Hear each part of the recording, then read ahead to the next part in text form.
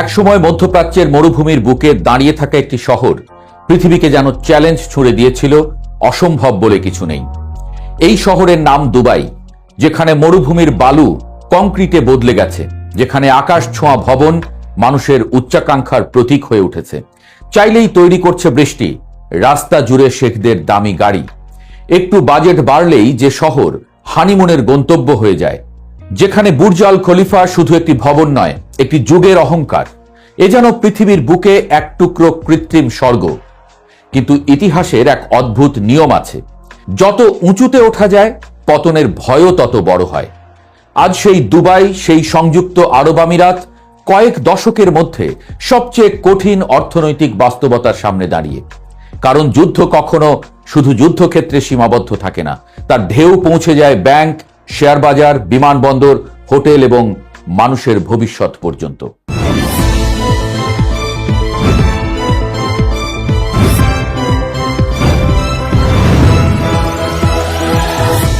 ইরানকে ঘিরে যুক্তরাষ্ট্র এবং ইসরায়েলের সংঘাত এখন আর শুধু সামরিক ঘটনা নয়, এটি হয়ে উঠেছে অর্থনৈতিক ভূমিকম্প। আর সেই ভূমিকম্পের সবচেয়ে বেশি কাঁপছে যে দেশগুলো, তার একটি হলো সংযুক্ত আরব আমিরাত। গত এক মাসে দুবাই ও আবুধাবির শেয়ার বাজার থেকে উধাও হয়েছে প্রায় $120 বিলিয়ন। সংখ্যা শুনতে বড় লাগলেও এর প্রকৃত অর্থ আরো ভয়ঙ্কর। শেয়ার বাজার আসলে অর্থনীতির আয়না। সেখানে পতন মানে শুধু কোম্পানির ক্ষতি নয়, আস্থার পতন। দুবাইয়ের বাজার সূচক 28 ফেব্রুয়ারি থেকে প্রায় 16% নেমে গেছে। আবুধাবির তুলনায় এই পতন দ্বিগুণেরও বেশি। বিনিয়োগকারীরা হঠাৎ বুঝতে শুরু করেছে যে দেশকে এতদিন নিরাপদ আশ্রয় মনে করা হতো, সেটিও যুদ্ধের বাইরে নয়। মধ্যপ্রাচ্যের অস্থিরতার মাঝেও আমিরাত নিজেকে আলাদা রাখতে পেরেছিল 2 দশক ধরে। কিন্তু এবার যুদ্ধ তাদের দরজায় এসে কড়া নাড়ছে। যুদ্ধের সবচেয়ে বড় প্রভাব আসে ভয় থেকে, আর ভয় তৈরি হয় দৃশ্য থেকে। মার্চ পর্যন্ত ইরান থেকে ছোঁড়া হয়েছে শত শত ব্যালিস্টিক ক্ষেপণাস্ত্র ও হাজারেরও বেশি ড্রোন। অধিকাংশ প্রতিহত হলেও বাস্তবতা হলো দুবাই ও আবুধাবির গুরুত্বপূর্ণ স্থাপনাগুলো ক্ষতিগ্রস্ত হয়েছে। যখন বিশ্বের ধনী মানুষ দেখে যে বিলাসবহুল দ্বীপ, পাম জুমেইরা কিংবা আন্তর্জাতিক বিমানবন্দরও নিরাপদ নয়, তখন তাদের প্রথম সিদ্ধান্ত হয় টাকা নিয়ে ভাগো। কারণ বিনিয়োগ সাহসের উপর নয়, নিরাপত্তার উপর দাঁড়িয়ে থাকে। সৌদি আরবের মতো শুধু তেলের উপর নির্ভরশীল ছিল না আমিরাত। তারা ভেবেছিল ভবিষ্যৎ তৈরি হবে 4 স্তরে: পর্যটন, আবাসন, লজিস্টিক্স এবং আর্থিক সেবা। এই বৈচিত্র্যই ছিল তাদের শক্তি। কিন্তু যুদ্ধ দেখিয়ে দিল এই বৈচিত্র্যই তাদের দুর্বলতা। তেলের দাম বাড়লে কিছুটা লাভ করে, কিন্তু পর্যটক না এলে, ফ্লাইট বন্ধ হলে, বিদেশি কর্মীরা চলে গেলে দুবাইয়ের অর্থনীতি একসঙ্গে চারদিক থেকে ধাক্কা খায়। এ যেন 4 পায়ের টেবিলের সবকটি পা একসঙ্গে কাঁপা শুরু করেছে। দুবাইয়ের রিয়েল এস্টেট ছিল বিশ্বের ধনীদের খেলাঘর।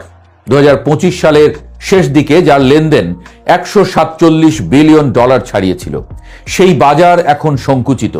রিয়েল এস্টেট সূচক নেমেছে 16%, লেনদেন কমেছে প্রায় 37%। বিক্রি বাড়াতে সম্পত্তি 10 থেকে 15% কম দামে ছাড়তে হচ্ছে।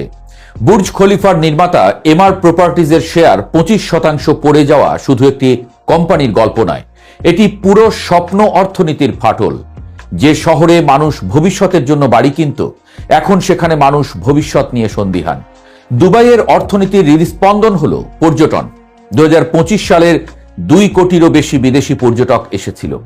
কিন্তু যুদ্ধ শুরু হওয়ার পর সেই প্রবাহ থমকে গেছে। হোটেল বুকিং কমছে, কক্ষ ভাড়া নামছে, বিলাস পণ্যের বাজার স্থবির হচ্ছে। ইউরোপীয় পর্যটকরা, যারা মোট পর্যটকের 20% বেশি, তারা এখন নিরাপদ বিকল্প খুঁজছে। কারণ ছুটির জন্য মানুষ যুদ্ধের ময়দান বেছে নেয় না। দুবাই আন্তর্জাতিক বিমানবন্দর শুধু একটি বিমানবন্দর নয়, এটি বিশ্ব অর্থনীতির সংযোগস্থল। বছরে প্রায় 9,50,00,000 যাত্রী ব্যবহার করত এই বিমানবন্দর। কিন্তু হামলার কারণে একদিনেই বন্ধ হয়ে যায় পুরো কার্যক্রম। বাতিল হয় 3,400-রও বেশি ফ্লাইট। এমিরেটস ও ইতিহাদ এয়ারলাইন্স কার্যক্রম স্থগিত করলে ক্ষতির পরিমাণ কয়েক বিলিয়ন ডলার ছাড়ানোর আশঙ্কা তৈরি হয়। যে শহর আকাশপথে বেঁচে থাকে, তার জন্য বিমান চলাচল বন্ধ হওয়া মানে অক্সিজেন বন্ধ হয়ে যাওয়া। সংকটের সবচেয়ে সূক্ষ্ম সূচক হলো ধনীদের আচরণ। খবর এসেছে অনেক ধনী প্রবাসী ব্যক্তিগত বিমানের জন্য $2,50,000 পর্যন্ত খরচ করে দেশ ছাড়ছেন। এই ধনকুবেরগুলো যখন চলে যায়, অর্থনীতি তখন দীর্ঘমেয়াদী সমস্যায় পড়ে। কারণ তারা শুধু তাদের বিনিয়োগ না, ব্যবসা, আস্থা এবং ভবিষ্যৎ নিয়ে যায় সঙ্গে করে। এর উপর যুক্ত হয়েছে যুদ্ধের বিল কে দেবে সেই প্রশ্ন। এখানেই গল্প আসে ভূরাজনীতির বড় প্রশ্ন। যুক্তরাষ্ট্র ইঙ্গিত দিচ্ছে ইরানের বিরুদ্ধে যুদ্ধের খরচ মধ্যপ্রাচ্যের দেশগুলোকে বহন করতে হতে পারে।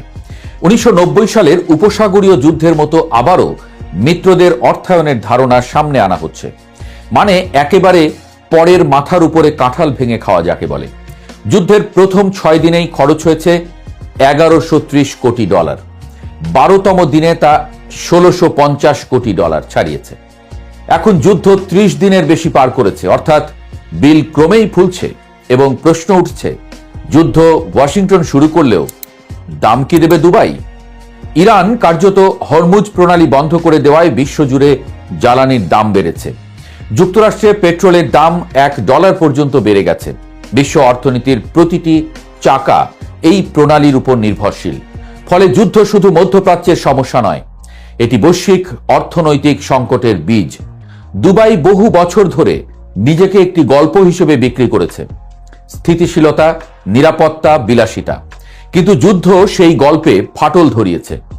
সরকার প্রচারণা চালিয়ে আস্থা ফেরানোর চেষ্টা করছে, কিন্তু অর্থনীতি বিজ্ঞাপনে নয়, বাস্তবতায় চলে। যখন ক্ষেপণাস্ত্রের ভিডিও শেয়ার করলেই জরিমানা বা কারাদণ্ডের হুমকি আসে, তখন বোঝা যায় রাষ্ট্র ইমেজ বাঁচাতে লড়ছে। মরুভূমির শহরের নতুন পরীক্ষা। ইতিহাসে অনেক শহর যুদ্ধের কারণে ধ্বংস হয়নি, বরং আস্থাহীনতার কারণে ভেঙে পড়েছে। আজ সংযুক্ত আরব আমিরাত ঠিক সেই সন্ধিক্ষণে দাঁড়িয়ে। $120 বিলিয়ন ক্ষতি হয়তো সাময়িক, শেয়ার বাজার আবার উঠতেও পারে, কিন্তু সবচেয়ে বড় প্রশ্ন অর্থের নয়, বিশ্বাসের। দুবাই কি আবার নিজেকে নিরাপদ স্বপ্নের শহর হিসেবে প্রমাণ করতে পারবে, নাকি এই যুদ্ধ দেখিয়ে দিল গ্লোবালাইজেশনের যুগে কোনো বিলাসবহুল শহরই আসলে যুদ্ধ থেকে দূরে নয়?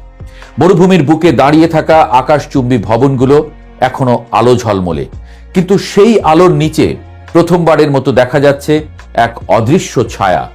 দেখা যাক কিভাবে বাঁচায় নিজেকে এই রাষ্ট্রটি।